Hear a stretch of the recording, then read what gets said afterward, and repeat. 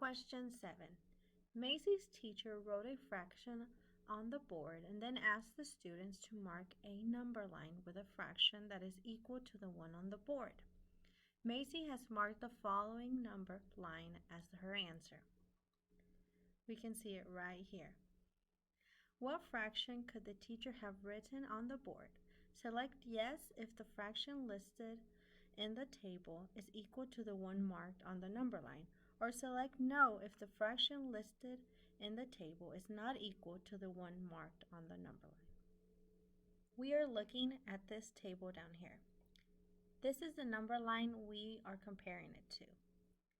We have 1/2, 2/3, and 4/8. Now let's remember that when we see questions like this, we have to answer yes or no for each one. Each one has to have an answer. Now I'm going to go ahead and draw a line where I stopped last time on my scrap paper, so I know that this work is for another problem. Okay, even though we have the number line here, I'm going to go ahead and put it on over here. That way it'll help me answer the other three. So let me go ahead and look over here again. So it's partitioned into 4. 1, 2, 3, 4.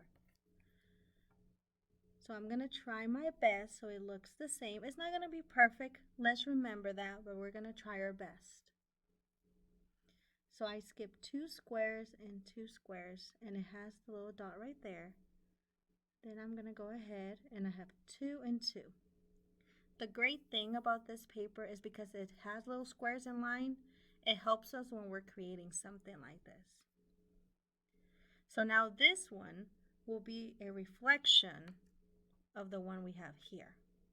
And then we're going to go ahead and continue by creating the 3 remaining ones. Now let's remember that when we're comparing number lines, we need to make sure that when we draw them out, we try to make them the same length. So since I know I'm going to be drawing 3, I'm going to go ahead and on my scrap paper draw 3 and make them the same size. I'm still not putting any of the tally marks, just going to go ahead and draw the lines. And I'll need one more.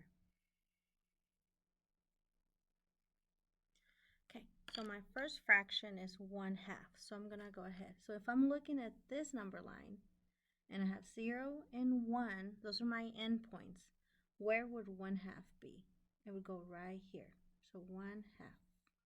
And I'm going to go ahead and put a dot, just how they did on the first one. Okay, now I'm going to go ahead and move it 2/3. Now let's remember that the denominator tells us we need to partition it into 3. So just try your best. Remember, when we partition, it might not always be perfect, but we just try the best that we can. So there's 1, 2, 3. So 2/3 would go right here. And I'll go ahead and put my dots. Okay, we have one more, 4/8.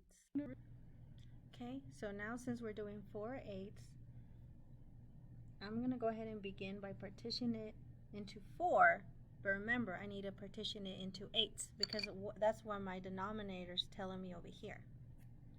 So I'm going to go ahead and do it again. And I'm going to double check to make sure it has 8 pieces.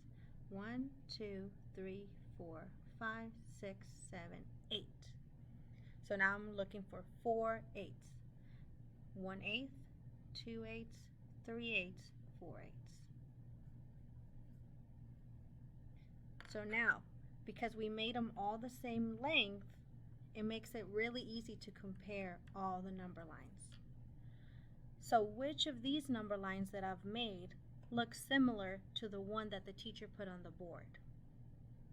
1/2 and 4/8. Now 2/3 doesn't, but remember we do have to put an answer. So we were going to put no.